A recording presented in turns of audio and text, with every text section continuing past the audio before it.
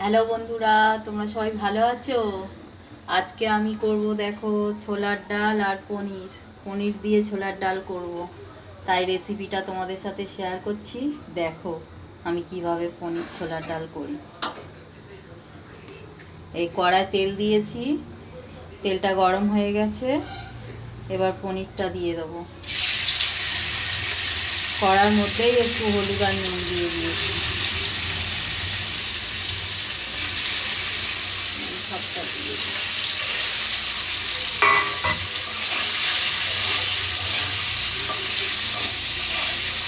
কড়ার মধ্যে নুন হলুদ দিলে এরকম আটকায় না।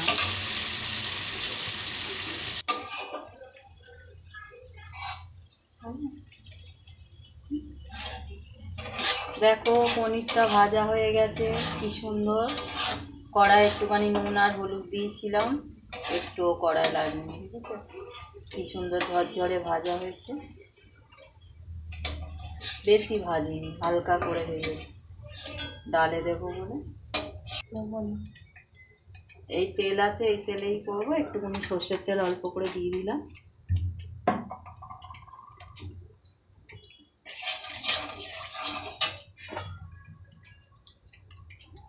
এর মধ্যে দিয়ে দেবো শুকনো লঙ্কা দুটো আর জিরে ফোড়ন দিলাম।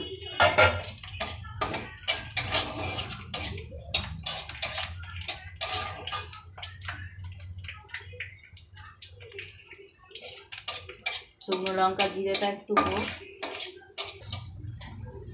শুকনো লঙ্কা জিরেটা হয়ে গেছে, এবার দিয়ে দিলাম তেজপাতা।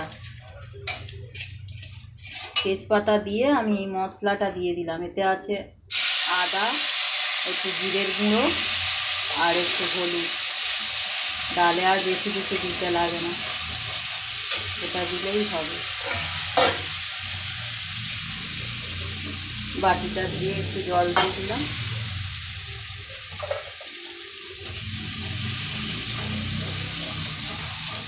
তো মশলাটা ভেজে ডালটা ঢেলে দেবো। এই যে আমার ডাল সিদ্ধ করা আছে, দেখো ডালটা সিদ্ধ করে নিয়েছি। মশলাটা একটু ভাজা হয়ে যায়, গেলে ডালটা দিয়ে দেবো।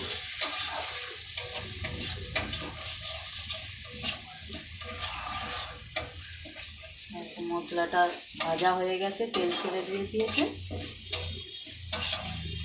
এবার আমি ডালটা দিয়ে দেবো। ডালটা দিয়ে দিলাম। প্রেসার কুকারটা দিয়ে একটু জল দিলাম, মানে যতটা জল লাগবে ততটাই দেবেন। দিয়েছি। এবার দিয়ে দেবো চিনি।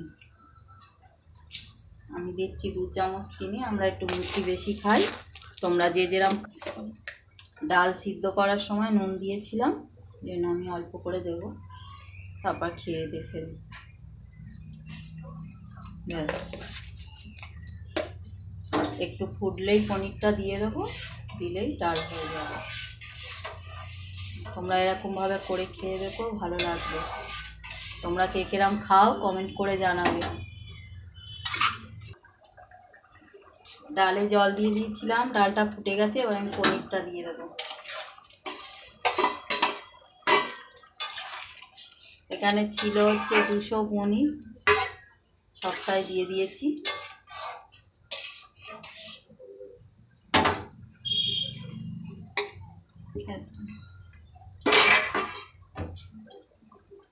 ডালটা হয়ে গেলে কেউ আবার নারকেল দিয়ে খায়, ভালো লাগে। যার যেরকম ভালো লাগে সে সেরকমভাবে খায়, আমরা এরকম খাই। তোমাদের কিরম লাগে কমেন্ট করে জানাবে।